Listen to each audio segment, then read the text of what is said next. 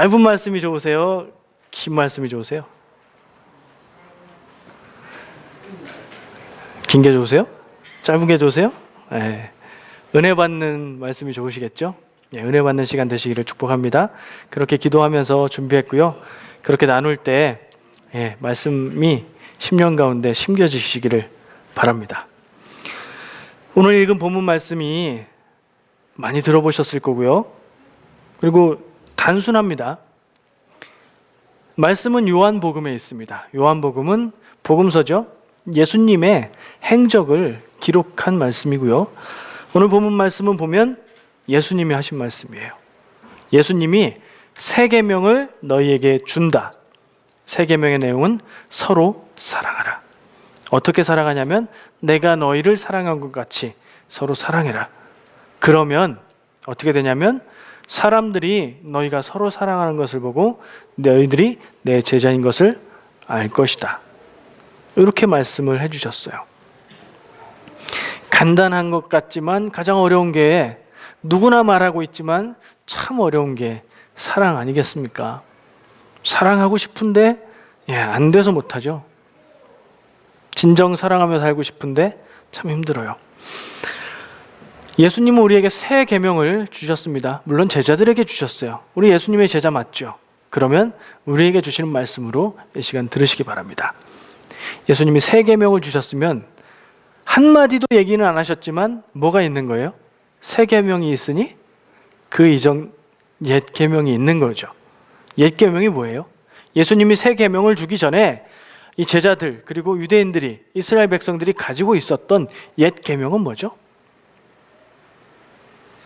십계명.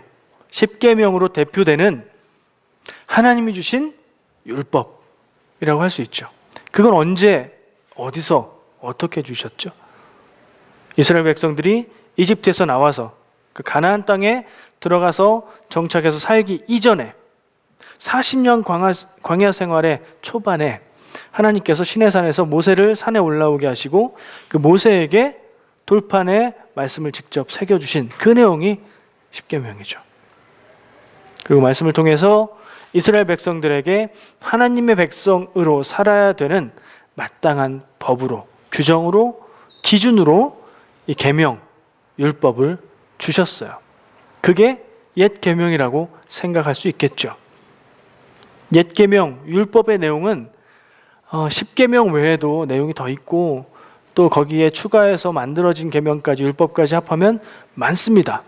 하지만 십계명으로도 그 내용이 충분하다고 생각이 됩니다. 옛 계명인 율법은 두 가지 면을 봐야 돼요. 겉으로 드러나는 면, 그리고 그 속에 담겨 있는 의미가 있어요.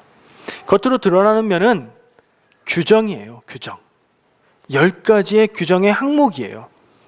이 규정은 법으로도 볼 수 있어요. 지켜야 되는 거예요. 지키지 않으면 그 기준에 맞지 않는 게 되는 거죠. 율법으로 주신 그 계명을 지키지 않으면 그 기준에 맞지 않은 사람, 하나님의 백성에게 주신 계명이므로 하나님의 계명을 지키지 않으면 하나님의 백성 아닌 삶이 되는 거죠.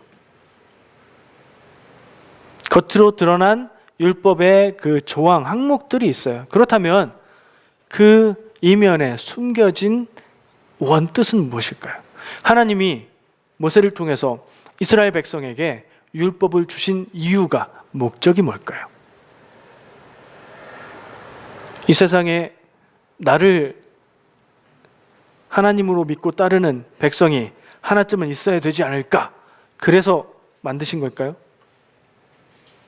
애초에 하나님께서 아브라함을 선택하셨고 아브라함을 통해서 요셉을 통해서 그 후손들이 이집트로 들어가게 하셨고 이집트에서 지내는 동안 많은 백성들로 늘어나게 하셨고 거기에서 또 모세를 통해서 그곳을 나와서 가나안 땅으로 들어가게 그렇게 하신 이유는 뭘까요? 이스라엘을 하나님의 백성으로 선택해서 부르신 이유는 뭘까요? 사랑입니다. 하나님이 인간을, 인류를 사랑하시기 때문에 모든 인류의 구원의 길을 주시는 예수 그리스도의 길을 예비하기 위해서 하나님의 뜻대로 살아가는 백성, 한 민족 이스라엘을 부르셨고, 그들을 통해서 그들의 역사 안에서 하나님의 말씀이 기록되게 하셨고, 그 위에 예수 그리스도가 오시고 복음이 선포되고 그 복음을 통해서 온 인류가 구원받게 하신 거예요. 그 복음을 통한 인류의 구원의 내용이 뭐예요? 예수님이 십자가의 죽으심을 통해서 구원받는다는 거죠. 그게 하나님의 무엇 때문에 있었던 일이에요? 하나님의 그 목적이 뭐예요? 인간을 향한 사랑이죠. 결국에 율법에 담겨있는 뜻도 사랑인 거예요. 율법의 각 조항들, 우리가 여러 가지 다른 내용으로 볼 수 있지만 그것을 그렇게 정해서 주신 이유가 뭐냐? 사랑 때문. 하나님 우리를 사랑하시기 때문이고, 서로 사랑하면서 살라고 하나님이 주신 말씀으로 우리는 들어야 됩니다. 예수님은 오늘 말씀에서 새 계명을 준다고 말씀하셨어요. 근데 그 예수님이 옛 계명인 율법을 어떻게 보시냐면, 말씀 첫 번째 부분 보시면 마태복음 22장 36절에서 40절 말씀인데, 앞에 보이죠? 글씨가 잘 안 보이실 수도 있겠어요. 안 보시는 분들은 찾아서 보셔도 좋고, 제가 읽을게요. 선생님, 율법 중에서 어느 계명이 크니이까? 예수께서 이르시되 내 마음을 다하고 목숨을 다하고 뜻을 다하여 주 너의 하나님을 사랑하라 하셨으니 이것이 크고 첫째 되는 계명이요 둘째도 그와 같으니 내 이웃을 내 자신같이 사랑하라 하셨으니 이 두 계명이 온 율법과 선지자의 강령이니라. 아멘. 예수님은 율법을 요약해서 뭐라고 얘기하신 거예요? 두 가지로 얘기하십니다. 뭐를 사랑하고 뭐를 사랑하라. 하나님을 사랑하고 이웃을 사랑하라고 얘기하신 거예요. 예수님이 보시기에 하나님이 이전에 주셨던 옛 계명은 요약하자면 하나님을 사랑하고 이웃을 사랑하라는 내용이라는 거죠. 율법, 옛 계명의 내용 역시 사랑이라고 예수님은 보시는 거예요. 그리고 새 계명을 주시는데 새 계명의 내용은 너무나 간단하고 단순한데 서로 사랑하라 라는 거죠. 조금은 다릅니다. 하나님 사랑, 이웃 사랑, 아주 단순하게 말하면 그렇죠. 율법의 요약은 하나님 사랑, 이웃 사랑. 근데 예수님이 주신 새 계명은 서로 사랑하라. 하나님이 좀 빠진 것 같은 느낌이에요. 서로 사랑 얘기하니까.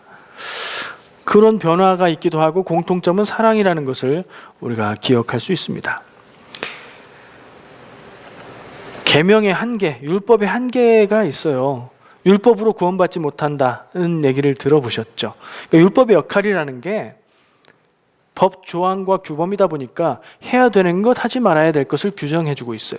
그러면 그것으로 인해서 우리가 알 수 있는 건 내가 잘하고 있다, 내가 못하고 있다죠. 근데 그 내용을 완벽하게 사람으로서 죄짓지 않고 지킨다는 건 불가능에 가까워요. 그러다 보니까 하나님이 주신 계명이 엉뚱하게 모습이 바뀌어버리는데 그냥 지켜야 되는 조항으로만 굳어져 버렸어요. 사람이 사회에서 살면 법 지켜야 되죠. 그러나 모든 상황에 법을 완벽하게 지킬 수 없을 때도 있죠. 선한 일을 위해서 그럴 때도 있죠. 그런 때는 다시 생각해야 되는데 법 조항만을 지키는 것, 율법을 지키는 것만이 최선의 것으로 여겨지게 됐어요. 율법의 본뜻인 아까 뭐라고 했죠? 숨겨진 뜻? 사랑은 잊혀지고 율법의 내용을 지키는 것만 사람들이 생각하게 됐어요. 그러다 보니까 율법을 지키지 못하는 사람들도 있고 율법을 지킨다고 자부하는 사람들도 생긴 거죠. 율법주의자들이 생겼습니다. 율법을 나는 지키고 살아가고 있고 율법을 목숨처럼 여기고 이것을 지키는 게 나에게 사명이고 거기에 구원이 있다라고 생각하는 사람들이 있었어요. 근데 똑같이 생각해도 나 율법을 지키면서 하나님의 백성으로 살아야 돼라고 생각해도 지킬 수 없는 사람도 있습니다. 그게 어떻게 나눠질까요? 삶의 환경에 따라 나눠집니다. 대체로 여유 있는 사람들은 율법을 지킬 수 있어요. 그렇죠? 근데 삶에 여유가 없는 사람들은 율법은 마음속에 담아두고 지켜야 된다고 생각은 하지만 삶을 위해서 그걸 지키지 못할 때가 있습니다. 더 쉽게 말하면 가난한 사람들은 율법을 지키기가 어렵고 부자들은 율법을 지키고도 여유가 있다는 얘기예요. 그렇게 되면 어떤 현상이 나타나죠? 율법을 지키지 못하는 사람들은 절망감에 빠지고 하나님에게서 멀어지고, 율법을 지켰다고 자부하는 사람들은 자만하게 되고 자기 그 상황에 안주하게 되고 자기는 할 거 다 했으니까, 그렇죠? 그리고 교만하게 됩니다. 이쪽으로 가든 이쪽으로 가든 구원은 없는 거예요. 율법주의의 폐해가 그렇습니다. 하나님이 주신 율법에 문제가 있는 게 아니라 그것을 지키는 사람들이 그것을 그렇게밖에 되지 않게 만든 것 같아요. 구원과 자유함을 주는 것이어야 되는데 그렇지 못하고 그 반대의 모습들로 나타난 것을 보게 됩니다. 율법의 한계는 확실합니다. 그래서 예수님께서 십자가에서 죽으심으로 구원을 주게 됐죠. 구원은 율법으로 받는 것이 아니라 은혜로 받는 것이에요. 예수님이 우리를 위해서 죽으신 것, 하나님이 우리를 사랑하신 것, 그 모두 다 은혜잖아요. 그냥 우리가 그거 받을 만큼의 자격은 안 되는데도 불구하고 하나님 우리를 사랑하셔서 받을 수 있게 된 거죠. 그게 은혜죠. 구원은 믿음, 율법은 또 나름의 역할이 있는 것 같습니다. 오늘 본문 말씀으로 다시 돌아가서 한번 간단하게 축약해보고 의미를 찾아보려고 합니다. 본문 말씀의 내용을 간단하게 요약하면 이래요. 내용은 새 계명을 주노니 서로 사랑하라. 방법은 내가 너희를 사랑한 것 같이. 그래서 결과는 내 제자인 줄 알게 될 거다. 이 내용이에요. 딱 세 가지로 요약할 수 있죠. 새 계명을 주니 서로 사랑해라. 예수님의 명령입니다. 이거 해야 될 거예요. 어떻게 해야 되죠? 예수님이 제자들을, 예수님이 나를, 우리를 사랑하셨던 것처럼 사랑해야 돼요. 그냥 서로 사랑해라 해서 서로 사랑만 하는 게 다가 아니라 예수님처럼 사랑해야 된다는 얘기예요. 슬슬 어려워지기 시작합니다. 그래서 제대로 그렇게 서로 사랑하게 되면 내가 교회 다닙니다 얘기하지 않아도, 내가 예수 믿는 사람입니다 얘기하지 않아도 사람들이 그 삶의 모습을 보고 예수님의 제자인 것을 알게 될 거다. 결과인 것처럼 얘기했지만 가만히 생각해 보면 다른 사람들이 예수님의 제자라고 알아보지 못하는 삶은 참된 예수님의 삶을, 예수님의 제자의 삶을 사는 삶이 아니다 라는 얘기가 될 수도 있는 거죠. 어떡하죠? 가끔 그럴 때 있어요. 세상 살면서 사회에서 어떤 모임에서 사람들을 만나면서 나 교회 다닙니다, 혹은 저 같은 경우에 저 목사입니다 얘기를 안 하고 싶을 때 있어요. 굳이 얘기 안 해도 되는 자리에서 얘기를 안 했어요. 근데 나중에 어떻게 알게 됐습니다. 교회 다니는 분이셨어요? 전혀 몰랐는데? 이런 반응이 나오면 이거 좀 문제가 있죠. 똑같이 교회 다니는 분이셨어요? 어쩐지 좀 다르더라. 이렇게 얘기가 나오면 사람들이 알아본 거예요. 예수님의 제자인 것을. 어떤 평을 들으십니까? 어떤 평을 듣기 원하십니까?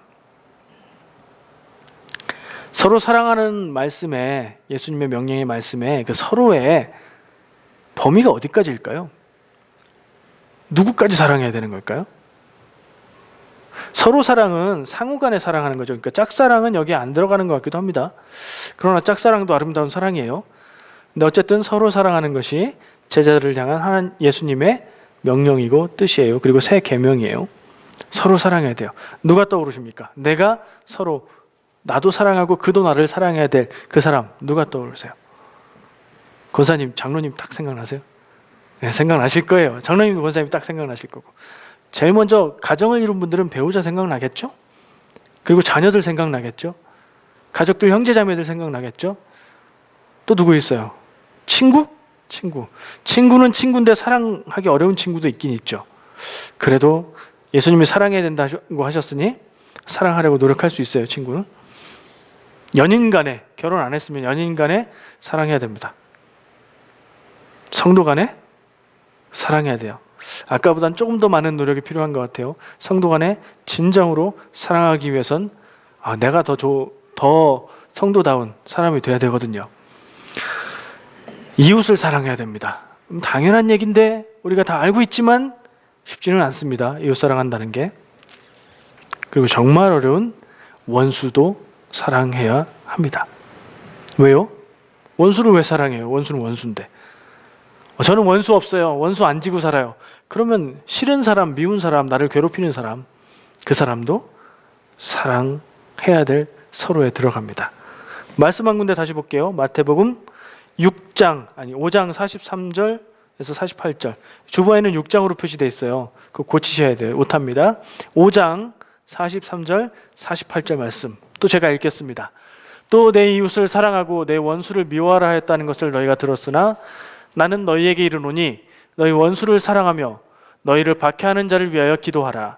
이같이 한즉 하늘에 계신 너희 아버지의 아들이 되리니 이는 하나님이 그 해를 악인과 선인에게 비추시며 비를 의로운 자와 불의한 자에게 내려주심이라. 너희가 너희를 사랑하는 자를 사랑하면 무슨 상이 있으리요? 세리도 이같이 하느냐 아니하느냐?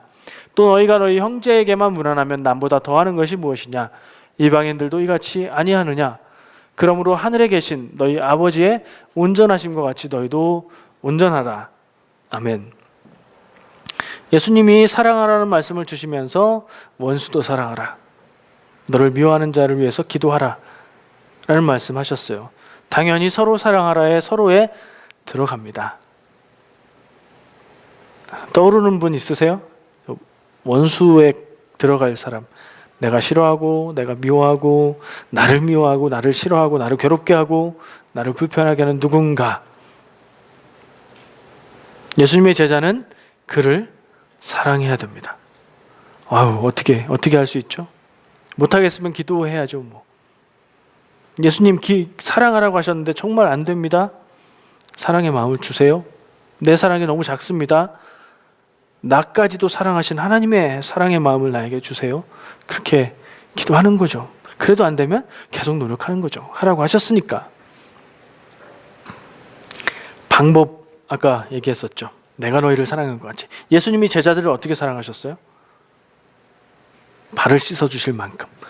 내가 주와 선생이 되어 너희의 발을 씻겼나니. 주님과 스승이 돼서 제자들의 발을 씻기신 예수님, 그 사랑을 보여주셨죠. 낮게 겸손하게 섬기는 사랑을 보여주셨는데 그뿐이 아닙니다. 요한복음 13장 1절 보여주세요. 요한복음 13장 1절 말씀. 어떻게 해야 된다고요? 없어요? 있나요? 아직 안 나오는 거 보니까. 나오면 보시고요. 요한복음 13장 1절을 보시면 예수님이 그 사랑하는 자들을 사랑하시되 끝까지 사랑하시니라 라고 표현되어 있어요.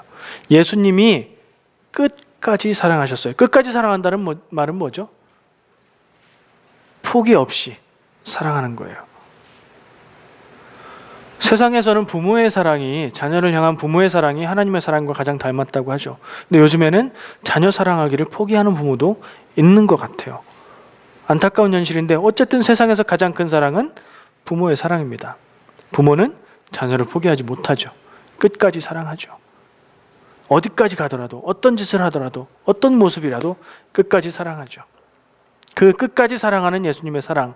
그리고 또 한 가지면은 사랑할 만하지 않아도, 사랑할 만한 사람을 사랑하는 게 아까 예수님의 표현대로 하면 이방인들도 다 한다는 얘기 아니에요.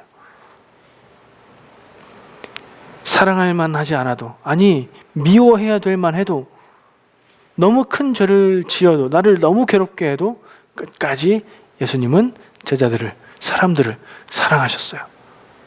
누구까지 사랑하셨을까요? 예수님이 자기를 십자가에 못 박는 병사들을 향해서도 주님 저들의 죄를 용서해 주십시오라고 기도하셨던 분이에요. 서로 사랑하되 끝까지, 예수님처럼. 또 있어요. 요한복음 10장 15절. 예수님이 스스로를 나는 선한 목자라. 사꾼 목자는 양들을 버리지만, 위험한 일이 생기면 양들을 버리지만, 선한 목자는 양을 위해서 자기 목숨을 내어준다. 예수님의 십자가 죽으심을 얘기하는 것처럼 들리죠. 사랑하는 이를 위해서 내 생명을 내주는 그런 사랑. 예수님이 또 말씀하셨죠. 친구를 위하여 목숨을 내어주면 그보다 큰 사랑이 없다. 우리가 가지고 있고 우리가 누리는 것 중에 가장 귀한 것, 생명. 그것을 다른 누군가를 위해서 내어줄 수 있다면 그것이 가장 큰 사랑일 겁니다. 예수님은 그렇게 사랑하셨대요. 부담 많이 되시죠? 예수님이 서로 사랑해라 하시면서 내가 너희를 사랑한 것 같이라고 해서 어떻게 사랑하셨나 찾아보니까 끝까지 생명을 내어주시면서 사랑하셨어요. 그걸 우리 보고 하래요. 할 수 있을까요? 어떤 분들은 해요. 저는 쉽지 않을 것 같아요. 그러나 예수님은 그렇게 하라고 우리에게 새 계명이라고 말씀해 주십니다. 그렇게 되면 사람들이 너희들을 그 모습을 보고 내 제자인 줄 알 것이다 라고 말씀을 해주십니다. 내가 내 입으로 나는 예수님의 제자입니다, 나는 캘거리 제일감리교회 다닙니다 말하지 않아도 저 사람은 진정으로 사랑하는 사람이야, 나 저 사람의 마음과 사랑에 감동받았어, 저 사람이 궁금해져, 저 사람은 어떻게 저럴 수 있을까. 그래서 예수님의 제자인 것이 티가 나는 사람, 감출 수 없는 사람, 그렇게 되면, 그렇게 사랑할 수 있으면 참으로 예수님이 주신 새 계명대로 사는 사람이라고 볼 수 있겠죠. 사도행전 2장 43절부터 47절까지 말씀을 보시면 화면에는 보여주시고요. 어떤 말씀인지 보이시죠? 초대교회 때 그 사람들이 어떻게 살았는지, 초대교회 공동체가 어떠한 모습으로 살았는지, 서로 재산을 팔아서 함께 나누고 음식을 나누고 어려운 자들을 돕고 말씀으로 살고 기쁨 가운데 살고 그렇게 살았더니 하나님께서 구원받는 사람의 수를 더하게 하셨다. 무슨 말이죠? 초대교회가 개종해서 예수님을 그리스도로 고백하는 믿는 무리들의 숫자가 날로 많아졌다. 왜요? 사람들의 사는 그 공동체의 모습이 자기도 거기에 들어가고 싶게 만들어서요. 예수님의 제자인 줄 알게 만드는 삶의 모습이 그런 모습이어야 한다고 생각을 합니다. 초대교회처럼 재산을 다 팔아서 공동생활하고 그런 공동체도 지금도 있기는 해요. 근데 그렇게 하는 거 꼭 그래야 되는 거라고 생각하지는 않습니다만, 그런 것처럼 다른 사람들이 보기에, 교회 밖에서 보기에 다른 사람들이 여러분, 우리의 모습을 보기에 저 사람들은 서로 진정으로 사랑하는 것 같고 저게 참으로 사람이 살아야 되는 모습 같고 내가 저기에 들어가서 같이 살면 너무나 행복하겠다, 나도 같이 그 공동체에 속하고 싶다 마음이 들게 만드는 그런 공동체 되어야 되지 않을까요? 우리 교회의 목적을 거기에 둬야 되지 않을까 생각을 합니다. 근데 그렇게 되려면 다른 게 아니라 서로 사랑을 해야 된다. 이게 오늘 말씀에서 주시는 답인 것 같아요. 본문의 말씀은 이렇게 봤습니다. 다시 한번 앞으로 이렇게 돌아가 보면 기억하시는 분들이 있을까요? 별로 안 지났는데 옛 계명을 예수님이 딱 두 마디로 요약해 주셨어요. 뭐라고 그랬죠? 하나님을 사랑하고 이웃을 사랑하라. 기억하시죠? 옛 계명을 요약하자면 하나님 사랑, 이웃 사랑이다. 새 계명은 서로 사랑하라다. 비교해 볼 수 있을 것 같아요. 사랑이 들어간 건 똑같죠. 근데 하나님 사랑하고 이웃 사랑하라는 말하고 서로 사랑하라는 말하고 이 서로와 하나님 이웃하고는 조금 다른 것 같아요. 제가 보기에는 하나님 사랑 빼버리고 이웃 사랑을 다르게 표현한 것 같아요. 예수님이 새 계명을 주시면서 왜 하나님을 빼버렸을까요? 그러면 서로 사랑에는 하나님은 안 들어가는 걸까요? 그런 의문이 생기더라고요.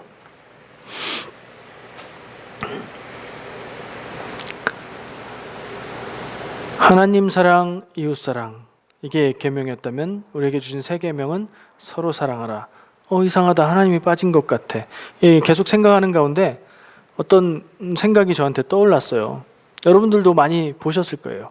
한국 드라마에서, 한국 드라마를 보시면, 보는지 안 보는지 잘 모르겠지만 보시면 가장 흔하게 다루는 소재, 난 이 결혼 반대다, 내 눈이 흙이 들어가기 전엔 결혼 못한다, 이거 있죠. 그럼 어떻게 하죠? 막 힘들어하고 이렇게 하고 저렇게 하고 막 그러죠. 똑같은 얘기인데 그걸 가지고 막 계속 써먹어요. 그런 얘기를 생각을 해봤어요. 한번 그런 상상을 해보세요. 그런 가운데 남자가 사랑하는 여인을 향해서 이렇게 말합니다. 난 너만 있으면 돼. 난 너만 사랑해. 우리 함께 떠나자. 그럴 수 있죠. 너무 답답하면 그럴 수도 있죠. 근데 여기 자매들이, 결혼 안 하신 자매들이 없나요? 아하. 그러면 옛날 기억을 떠올리시면서 남자들도 마찬가지에 똑같이 적용할 수 있어요. 만약에 내가 누군가를 서로 너무 사랑했어요. 오늘 말씀에 서로 사랑 말고 연인 관계에 사랑합니다. 근데 부모님이 반대하세요. 근데 저 사람이 부모님일 뿐이지 부모님 언제까지 사시겠어. 난 너만 있으면 돼. 난 너만 사랑할 거야. 감동적일 수도 있는데 가만히 생각해 보면 나만 사랑한다는 거예요. 내 부모, 내 가족 빼고. 곤란합니다. 안 되는 일이에요. 그건 진정한 사랑이 아니라고 생각합니다. 진정한 사랑은 이렇게 말해야 돼요. 난 너를 너무 사랑해. 근데 너를 있게 해주신 부모님 역시 너 때문에 사랑해. 그래서 대답해 주실 때까지 내가 더 노력할게. 뭐 이런 답이 나와야 진정한 사랑이에요. 그렇게 얘기하는 사람을 잡으셔야 돼요. 남자 청년들이 적용이 가능할지 모르겠지만, 예. 무슨 얘기인지 아시겠어요? 친구 간에도 그런 거 있어요. 연인 간에 만나다가 둘만 만나는 게 심심하면 친구들끼리 만날 때도 있어요. 남자의 친구들이든가 여자의 친구들이든가 같이 만나요. 같이 만나서 있으면 좋기도 하겠지만 불편할 때도 있을 거예요. 야, 너는 너무 좋은데 내 친구들은 좀 불편해. 친구들은 같이 안 만났으면 좋겠어. 그런 분 있으십니까? 그분도 다시 한번 생각해 봐야 될 대상이에요. 진정한 사랑이 아닐 수 있습니다. 왜요? 내가 좋아하는 사람들을, 내가 사랑하는 사람들을 사랑 못하겠다면 내 안에 있는 어떤 부분인가를 사랑 못하는 사람이에요. 왜 이 이야기를 할까요? 하나님을 사랑하고 이웃을 사랑하라 하면 뭐가 더 크게 보여요? 누구를 사랑하는 게 먼저 보여요? 하나님 사랑이 더 먼저 보이죠. 그래서 사람들은 하나님 사랑, 이웃 사랑 해야 되는데 하나님 사랑 할 수 있지, 하면 되지, 우리가 당연히 하고 있어 라고 생각합니다. 근데 하나님 사랑은 눈에 보이고 티나는 거 아니죠. 내 마음속에 그냥 인정만 하면 하나님 사랑하는 것 같아요. 나는 하나님을 사랑해. 찬양할 때 주님 사랑합니다 고백해. 그러면 하나님 사랑하는 것 같아요. 근데 이웃 사랑은 하나님 사랑했으니까 이웃 사랑은 뭐 나중에 하지 그럴 수도 있고 조금 뒤로 밀리는 느낌이에요. 하나님 사랑, 이웃 사랑일 때. 저는 그래서 서로 사랑하라를 이웃 사랑을 뽑아서 앞으로 더 꺼내놓은 것이 아닌가? 뭐 이런 생각이 드는 거예요.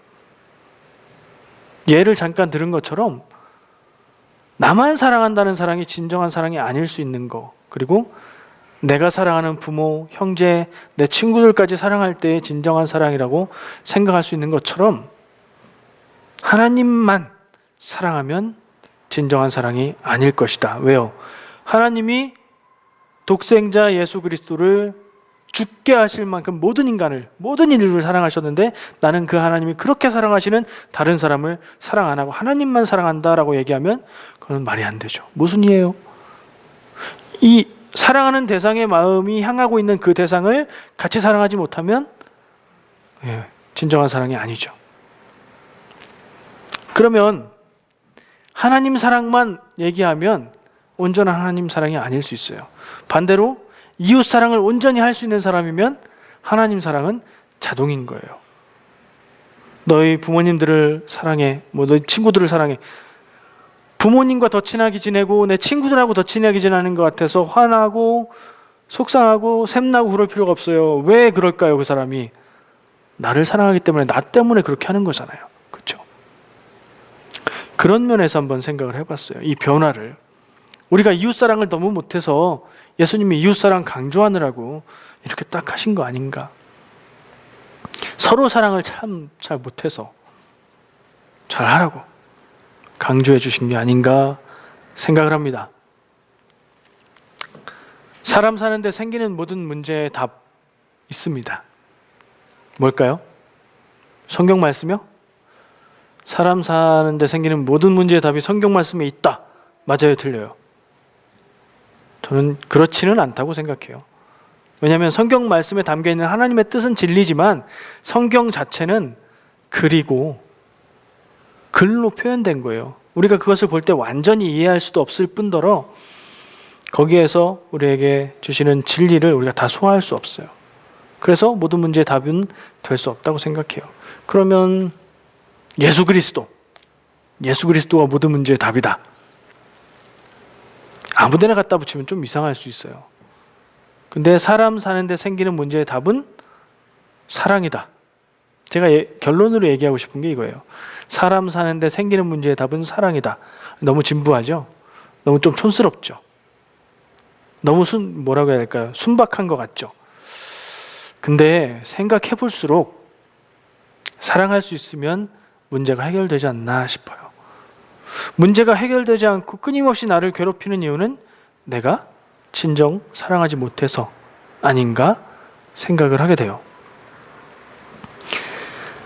인류가 이 지구상에 사는 인간들이라는 이 종족이 멸망할 거라고 하는 사람들이 있어요. 그러니까 멸종할 거라고 보는 거죠. 세상에 어떤 동물들은 멸종해서 사라져가고 있잖아요. 그것처럼 인류도 멸종할 거라고 봐요. 그 사람들은, 그렇게 주장하는 사람들은. 그 주장 중에 하나가 세계전쟁으로 인해서, 핵무기로 인해서 지구가 멸망할 거다, 이렇게 보는 사람들이 있어요. 가능성이 충분합니다. 지구상에 인류가 보유하고 있는 핵무기들 다 터지면 지구가 한 번이 아니라 여러 번 멸망할 수 있는 정도의 양과 파워를 갖고 있다고 해요. 근데 만약에 어떤 정신 나간 사람이 빵 쏘면 그거 맞을 나라에서도 가만히 있겠습니까? 쏘죠. 세계전쟁이 일어나겠죠. 그럴 가능성이 진짜 있다고 봐요, 저는. 근데 그걸 막을 수 있는 게 뭐죠? 인간을 향한 사랑. 어떤 사람들은 외계인이 있다 없다 뭐 이런 얘기를 하면서 외계인이 있는 증거가 있는데 그것은 지구에 외계인이 찾아오지 않는 거다, 이렇게 얘기를 해요. 말이 안 되는 것 같죠? 이상하죠? 근데 그 주장의 이유가 뭐냐면 문명이 고도화되면 필히 멸망한다는 거예요. 무슨 말인지 아시겠어요? 지금 이 지구에서 살고 있는 사람들, 인류가 문명이 막 발달하고 있잖아요. 기술이 발달하고 발전하잖아요. 그러면 반드시 그 종은 멸망한다는 얘기예요. 그것도 전적으로 동의는 안 되지만 무슨 얘기인지는 알 것 같아요. 사람들이 살아가는 역사를 뒤돌아보고 앞으로 미래를 그려보면 자칫 잘못하면 바로 인류 멸망할 수 있지 않을까. 요즘에 폭파 사고 막 일어나죠.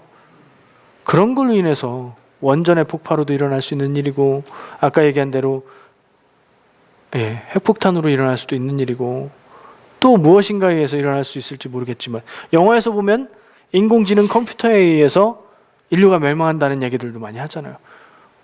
있을 수 있는 일이라고 생각해요. 그거를 막을 수 있고 그거에 대한 답이 뭐예요? 그것도 인간이 인간을 향한 사랑 없이는 불가능하다고 봐요. 자연보호? 자연이 막 병들어가고 지구가 죽어가고 있다고 하죠. 그게 어떻게 가능해요? 사람들이 나만 편하고 다른 사람들은 피해보고 자연이 죽어가는 일들을 그만해야 돼요. 그것도 역시 사랑이어야 해결할 수 있어요. 경제 논리로도 해결이 안 되고 다른 답은 없어요. 생각해 볼수록 사람이 살아가는데 어려움을 만났을 때 풀 수 있는 건 사랑입니다. 우리의 삶으로 돌아와 볼까요? 나를 괴롭게 만드는 일 적용해 보세요. 말이 되는지. 내가 조금 더 사랑할 수 있으면 그 문제가 해결이 되는지. 내가 슬프고 속상하고 아프고 이런 문제들 내가 조금 더 사랑할 수 있으면 해결이 될까? 적용해 보세요. 깊이 생각해 보시면 될 거라고 저는 생각합니다. 하나님의 뜻이 이것입니다. 사랑. 하나님 자신이 사랑이시고 하나님의 사랑을 통해서 우리는 구원의 길을 얻게 되었고 그 하나님의 사랑이 우리를 위해서 하나님의 독생자 예수 그리스도를 십자가에 죽게 하셨음을 믿습니다. 우리는 서로 사랑해야 됩니다. 이 우리의 많은 더 이 우리가 서로 사랑해 서로가 더 넓어졌으면 좋겠습니다. 그리고 더불어서 진짜 우리라고 할 수 있는 가족들, 친구들, 성도들 진정으로 더 사랑할 수 있었으면 좋겠습니다. 내가 사는 길, 우리가 사는 길, 그리고 하나님의 기쁨이 되는 길이 사랑하면서 사는 길인 줄 믿습니다. 그리고 그것이 성도로서 살아가야 되는 길이라고 믿습니다. 옵션이 아니라 하면 좋고 안 하면 그만인 게 아니라 꼭 해야 되는 그런 삶인 줄 믿습니다. 그렇게 사시길 축복합니다. 기도하겠습니다. 사랑이신 하나님 참 감사합니다. 오늘 예수님이 우리에게 나를 향해서 서로 사랑하라 말씀을 주신 것을 고백합니다. 내가 사랑하기 어려운, 내가 사랑할 수 없었던, 내가 미워하고 내가 힘들어할 수밖에 없었던 그 사람을 사랑할 수 있는 마음을 내게 허락하여 주시옵소서. 그렇게 사랑해야 예수님의 제자라고 말씀하십니다. 그렇게 사랑해야 성도라고 말씀하십니다. 우리가 그렇게 되기 원하오니, 하지만 내 사랑으로는 그렇게 할 수 없사오니 주님, 이 시간 우리의 마음 가운데 하나님의 사랑을 덧입혀 주시옵소서. 하나님의 사랑의 명령 앞에 순종할 수 있는 우리가 되게 하여 주시옵소서. 예수님의 이름으로 기도합니다. 아멘. 모두 일어나셔서 함께 찬양하겠습니다.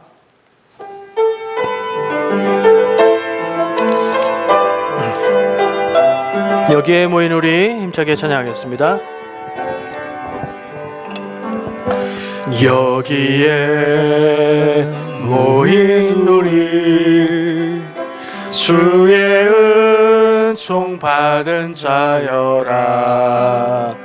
주께서 이 자리에 함께 계심을 아노라.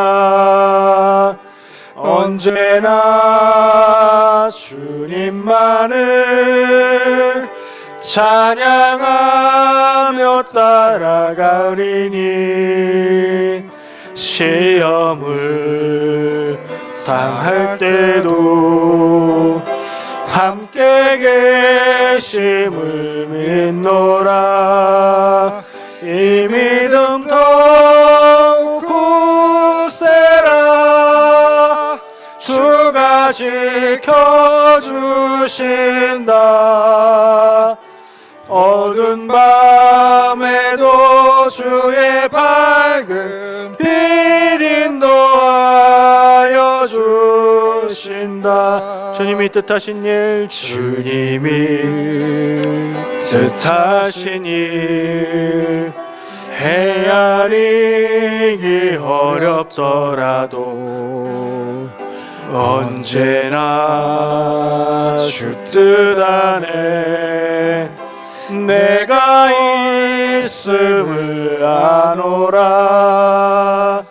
사랑과 말씀들이 나를 더욱 새롭게 하니, 때로는 넘어져도 최후 승리를 믿노라. 이 믿음 더욱 굳세라. 이 믿음 더욱 굳세라. 주가 지켜주신다. 어두운 밤에도 주의 밝은 빛 인도하여 주. 이 믿음 더욱 굳세라. 이 믿음 더욱 굳세라. 주가 지켜주신다. 어두운 밤에도 주의 밝은 빛 인도하여 주신다. 아멘. 기도하겠습니다. 이제 예수 그리스도의 십자가 보혈의 은혜와 우리를 끝까지 사랑하시는 하나님의 크신 사랑과 나와 함께 하시며 내 10년 가운데서 나의 삶을 인도하시고 나의 갈 길을 계획하시고 내게 없는 하나님의 능력을 공급해 주시는 성령님의 감화 감동하심이 오늘 예배하고 주신 말씀 기억하고 그 말씀 따라 살기로 결단하는 우리 온 성도들 개인과 가정과 가는 곳마다 함께하여 주시기를 간절히 축원합니다. 아멘.